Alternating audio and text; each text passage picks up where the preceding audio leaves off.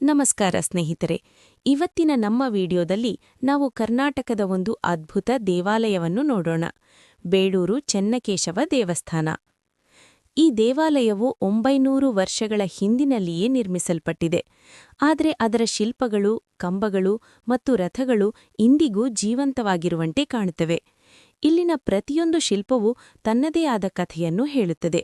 ನೀವು ಈ ದೇವಾಲಯದ ರಹಸ್ಯವನ್ನು ಕೇಳಲು ತಯಾರಾ? ಹಾಸನ ಜಿಲ್ಲೆಯ ಬೇಳೂರು ಪಟ್ಟಣದಲ್ಲಿ ಹೊಯ್ಸಳ ಸಾಮ್ರಾಜ್ಯದ ಹೆಮ್ಮೆಯಾಗಿರುವ ಶ್ರೀ ಚೆನ್ನಕೇಶವ ದೇವಾಲಯ ವಿಸ್ಮಯಕರವಾಗಿ ನಿಂತಿದೆ. ಈ ದೇವಾಲಯವು ಶ್ರೀ ವಿಷ್ಣುವಿನ ಸುಂದರ ರೂಪಕ್ಕೆ ಅರ್ಪಿತವಾಗಿದೆ. ದೇವರನ್ನು ಚೆನ್ನಕೇಶವ ಎಂದೇ ಕರೆಯುತ್ತಾರೆ. ಅರ್ಥ ಅತಿ ಸುಂದರನಾದ ವಿಷ್ಣು. ಪ್ರತಿಯೊಬ್ಬ ಭಕ್ತನೂ ಇಲ್ಲಿ ದೇವರ ಶಾಂತ ಅನುಭವವನ್ನು ಪಡೆಯುತ್ತಾನೆ.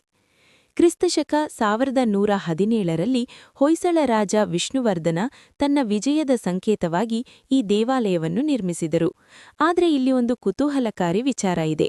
ಈ ದೇವಾಲಯವನ್ನು ಪ್ರಾಯಃ 103 ವರ್ಷಗಳು ತೆಗೆದು ನಿರ್ಮಿಸಲಾಯಿತು. ಆ ಕಾಲದಲ್ಲಿ ಯಾವುದೇ ಮಾಡರ್ನ್ ಟೂಲ್ಸ್ ಇಲ್ಲದೆ ಕಲ್ಲಿನಿಂದ ಈ ಶಿಲ್ಪಗಳನ್ನು ಹೇಗೆ ನಿರ್ಮಿಸಲಾಯಿತು ಎಂಬುದೇ ಒಂದು ಅದ್ಭುತ ರಹಸ್ಯ. ದೇವಾಲಯದ ಪ್ರತಿಯೊಂದು ಕೋನವೂ ಭಕ್ತರ ಮನಸ್ಸನ್ನು ಸೆಳೆಯುವಂತೆ ವಿನ್ಯಾಸಗೊಳಿಸಲಾಗಿದೆ. ಈ ದೇವಾಲಯವು ಹೊಯ್ಸಳ ಶೈಲಿ ಶಿಲ್ಪಕಲೆಯ ಮಾದರಿ. ಗೋಡೆಗಳು, ಕಂಬಗಳು ಮತ್ತು ಶಿಲ್ಪಗಳು ಅತ್ಯಂತ ಸೂಕ್ಷ್ಮವಾಗಿ ನಿರ್ಮಿಸಲ್ಪಟ್ಟಿವೆ. ಮದನಿಕೆ ಶಿಲ್ಪಗಳು, ನೃತ್ಯ ಮಾಡುತ್ತಿರುವ ದೇವರು, ಪ್ರಾಣಿ ಶಿಲ್ಪಗಳು ಎಲ್ಲವೂ ನಿಮ್ಮ ಗಮನ ಸೆಳೆಯುತ್ತದೆ.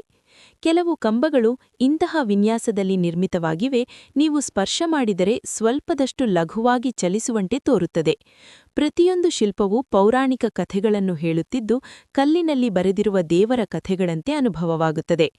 ಇಲ್ಲಿನ ಕೆಲವು ಶಿಲ್ಪಗಳಲ್ಲಿ ಶಿಲ್ಪಿಗಳು ತಮ್ಮ ಹೆಸರನ್ನು ಕಲ್ಲಿನ ಮೇಲೆ ಕೆತ್ತಿದ್ದಾರೆ. ಉದಾಹರಣೆಗೆ ದಾಸೋಜ್, ಚವಂಡ, ಮಲ್ಲಿತಮ್ಮ ಹಾಗೆನ್ನು. ಹೊಯ್ಸಳ ಸಾಮ್ರಾಜ್ಯದ ಶಿಲ್ಪಿಗಳನ್ನು ದೇವರಷ್ಟು ಗೌರವ ಪಡೆದಂತೆ ತೋರಿಸುತ್ತದೆ.